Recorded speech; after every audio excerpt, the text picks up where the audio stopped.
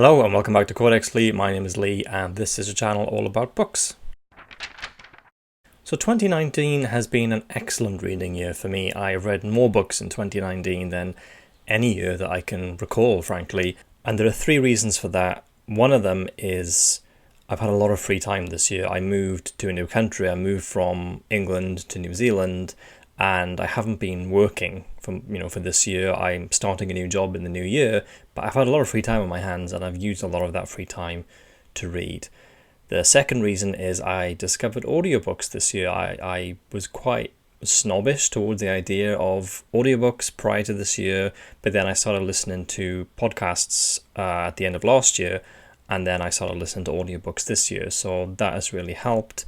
And then the third reason is BookTube. I discovered BookTube halfway through this year, and the number of books I read per month definitely increased after discovering BookTube. So thanks for that. So I hope to continue with that as I go into 2020. I'd really like to read, ideally at least the same number of books that I read this year. So I've read 46 books so far this year, but I am hoping to, and I think I probably will read 50 by the end of the year. So I'm really pleased with that, especially given that I only read 12 books in 2018. So that is a huge increase in the number of books that I've read this year. So without further ado, I want to talk to you guys about 5 books that I read in 2019 that I did not enjoy. These are the 5 worst books that I read in 2019. So we're going to start with the least worst and then end on the worst. So the least worst bad book that I read this year was Not All Dead White Men by Donna Zuckerberg. This wasn't a terrible book necessarily, unlike really the remaining 4 books I'm going to talk about. This wasn't a really bad book. I think it was just a really massive missed opportunity. So I definitely had different ideas about this book going into it, and the scope of it was quite narrow. So Donna Zuckerberg is Mark Zuckerberg's sister, and she is an academic, and she writes a lot about the classics, particularly ancient philosophy, ancient literature. And she discovered a piece that I think she published a piece in a journal that she edits about online communities of misogynists who were appropriating classical texts in order to provide an intellectual veneer for their worldviews. And particularly they were turned into the Stoics, the writings of Marcus Aurelius, for example, and also specific works by Ovid, which reflected their misogynistic views. And so Zuckerberg writes a book-length treatment of this topic. But the problem is that it's not a scholarly work necessarily, and it's not really a work of popular non-fiction, if you like. I felt as though this kind of was somewhere in the middle, and so didn't really satisfy me on either count. At number 4 in my top 5 worst books of 2019 is The Rules of Attraction by Bret Easton Ellis.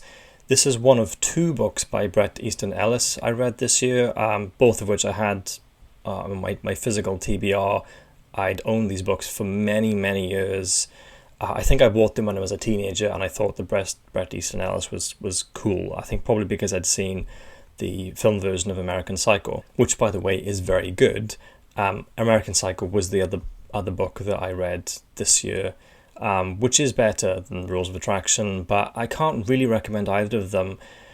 I think the thing that bothered me about American Psycho wasn't so much the gratuitous violence, although the violence is very gratuitous. It was just the endless passages that were describing in great detail the material world surrounding Patrick Bateman, which is frankly just really dull. I understand why it's being done, but it's really boring.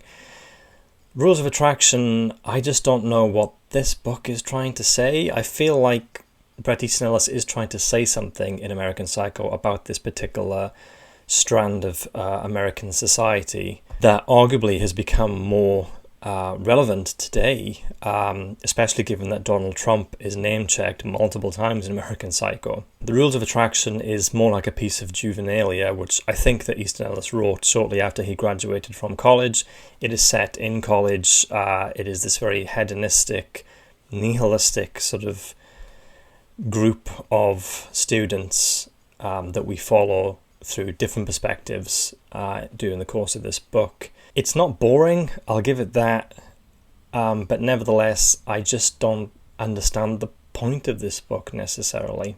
So the next two books at 3 and 2 in this list are both by Stephen King, and I don't want to give the impression that I really don't like Stephen King. It's just that I've read a lot of Stephen King this year. I've been reading all of his works in chronological order, so I'm going to talk about two of them that I thought were pretty bad, but there will be one of them in my top 5 list as well that I'm going to talk about, so it's not all bad for Stephen King.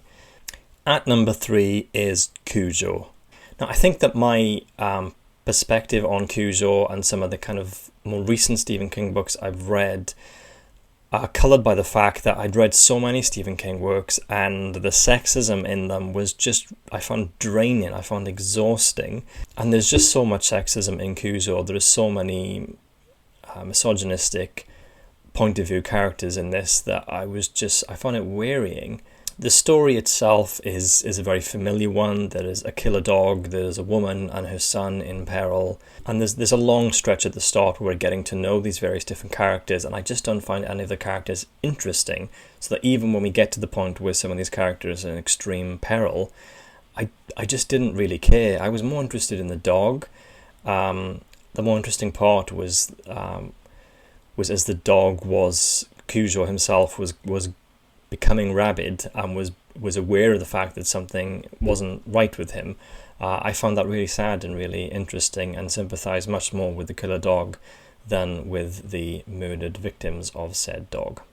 At number 2 is the other Stephen King book that I really didn't like, and that is Christine. The sexism in Christine was just exhausting, and I just really had enough of it. The whole premise of this book, of a killer car personified as a jealous girlfriend, is pretty problematic, but the whole book is just really sexist, is way too long.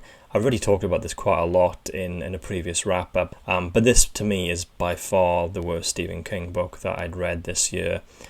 Rage by Richard Bachman, aka Stephen King, is also pretty bad, but at least that was only about 100 pages. Christine just goes on and on. It's dull, it's offensive, it's predictable.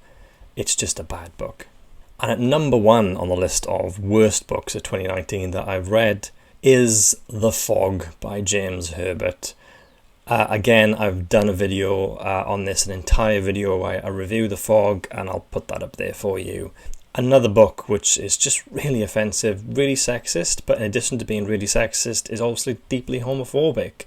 This was a horrible book to read.